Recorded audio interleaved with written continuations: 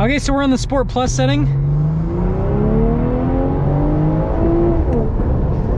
Hey everyone, it's Ben Hardy here, and in today's going to be going over the all-new BMW M440i Convertible. Before we get into this video though, a huge shout out and thank you to the BMW of Pleasant Grove, Utah for giving me some time with this 4 Series. I'm going to include a link to their inventory in the description down below so you can check out what they have currently. If you have any questions or need any help whatsoever, just ask for Brendan. And if you guys don't already know, the BMW of Pleasant Grove, Utah does not charge any sort of markups over MSRP, so if you want a great deal on a new BMW, again, just ask for Brendan. And then on a side note, if you want to save time, money the next time you purchase a car, link to my car buying guide in the description down below. Let's get into it.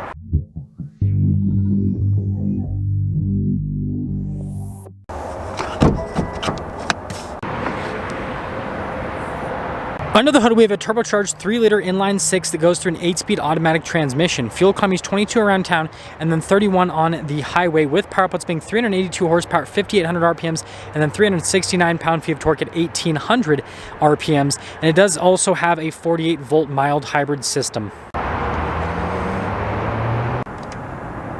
Before we go over the front end, I do want to mention, if you see more videos just like this, then I recommend you subscribe because I post content every single day. Now, when it comes to the hood design on the 4 Series, I think it looks really cool because it has these like really strong muscular lines. Other than that, you've got the anniversary BMW logo there in the front. Coming down below, we do have the mega kidney front grille with our LED lights. You guys can see with the daytime lights and with the headlights.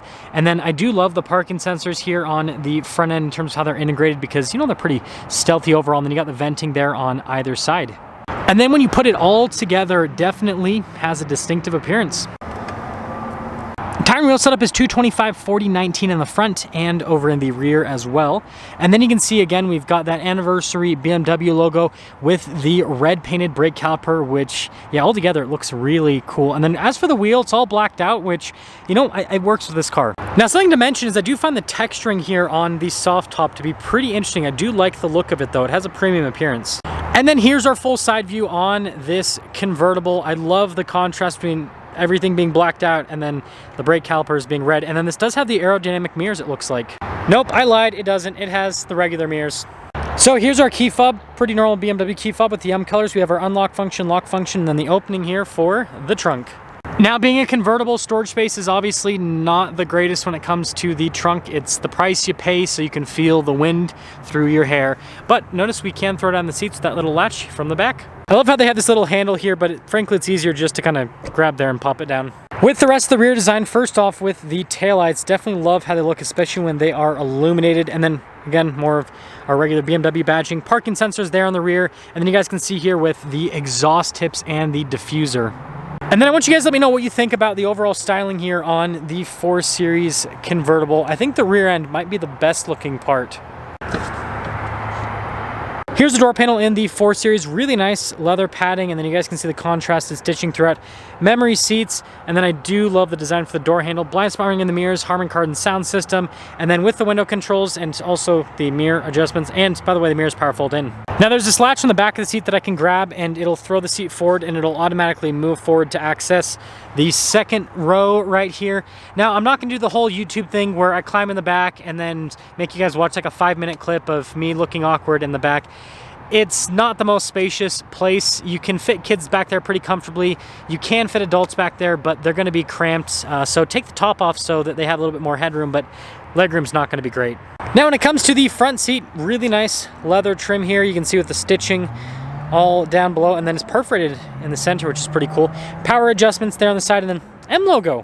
Normal BMW pedals, and then we do have all of our light controls here, and then look at the ambient lighting just up above.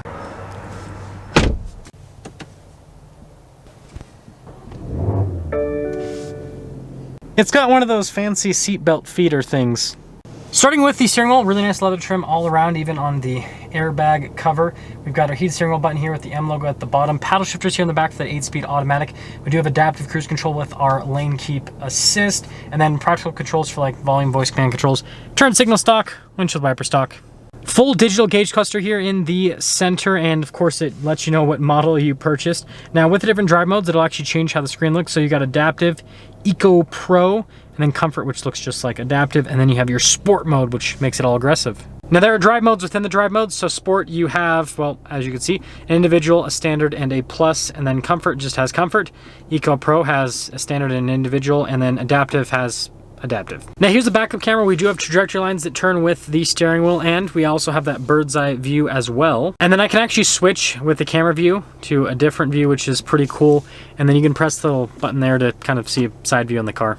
As for the rest of the infotainment system, we've got a shortcut bar here on the side, and then as for the rest of the screen, really good with the response time, and it's pretty intuitive. Like, all the menus are laid out, it makes sense, like, it just works. We do have some nice padding here on the dash. You can see stitching there at the top, and wood trim. Dual zone climate controls down below, that's just for the safety tech, and this actually has heated and ventilated seats, and then we have our radio preset buttons right here with our analog volume control. Piece of wood trim right here, and this covers the wireless phone charging pad, some cup holders, USB 12 volt, you know the works. Now we've got an analog control for the infotainment system. If you don't use a touchscreen, it's got a bunch of shortcut buttons, shifter for the 8-speed automatic transmission, and then your stability control button, camera button, parking sensors, engine stop start, all the drive modes, your auto hold, parking brake, and then this is actually a little neck scarf, so it like blows hot air onto your neck, which is pretty cool, and that's to lower down at the top. We've got the center console here, which is pretty normal. It's got some nice leather padding on it. And on the side of storage, we do have a glove box. And if you're wondering, that's why you've got that little vent there in the headrest, is for that scarf function. Top off, all you got to do is just, and it comes right off. I wish it was that easy with the ladies, but sadly it's not. It's pretty quick, it seems like. Still going. So like just under 20 seconds. Now here's what the 4 Series looks like with the top off, and I will say this is one of the few convertibles that I think looks about the same with the top off as it does with the top on. Like it's equal in terms of the aesthetics, at least to me. Sorry about the camera bouncing around, it's because, well, walking, steps, all that. But there you go. Now here's our window sticker for this convertible. First off, we have a 4-year, 50,000 mile new vehicle warranty. Base MSRP, $68,250, and this has quite a few packages added to it. After all options, $83,000 is the total MSRP. Let's see how it drives.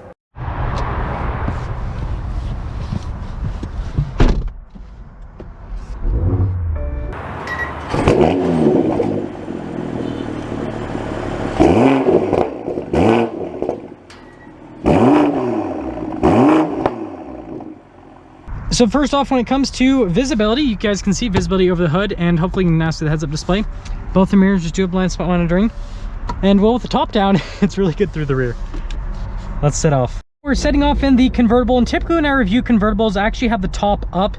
Now the reason I do that is usually for wind noise with the GoPro, but I decided we're gonna try this out, and if you guys absolutely hate this, then, well, I will go back to reviewing convertibles with the top up. But I do have the windows up, so that should help out quite a bit with, you know, wind. I can tell you, one thing I'm noticing right off the bat is you can hear the exhaust really well. Like, it's cool. Like, we're just in the comfort setting. It just sounds good. Like, you just hear this, you know, rumble from the inline six. It's fun. Seat comfort's really good with this, so that's a big plus. I've got the scarf feature on right now, and it actually helps out quite a bit in terms of, you know, just adding some warmth to the interior, which is pretty cool. Wind noise is not terrible. We're not going super fast yet. There's not really any buffeting, but I can definitely feel like the swirling on top of my head. So definitely take that into account. Yeah, really smooth the suspension. I'm so worried about the GoPro. I feel like the video is just gonna be like whoosh, whoosh, whoosh. We'll see when I edit it. Some other stuff here with this. Yeah, it's just, I mean, it drives like a regular 4 Series. The only difference I'm really noticing is I'm slightly colder because the top's down.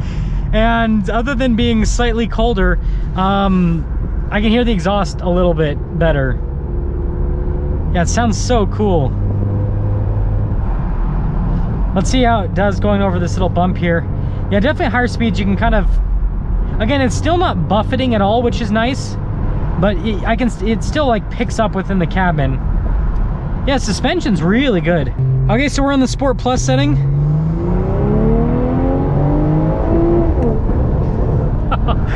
Wow. So yeah, quite a bit of wind noise, that's for sure. Again, no buffeting though, which is nice. It's just noisier. But man, you hear that exhaust. I mean, just listen to that. Like that. You hear the turbo noise really well too. Like, I'm just gonna shut up for a second and listen to this.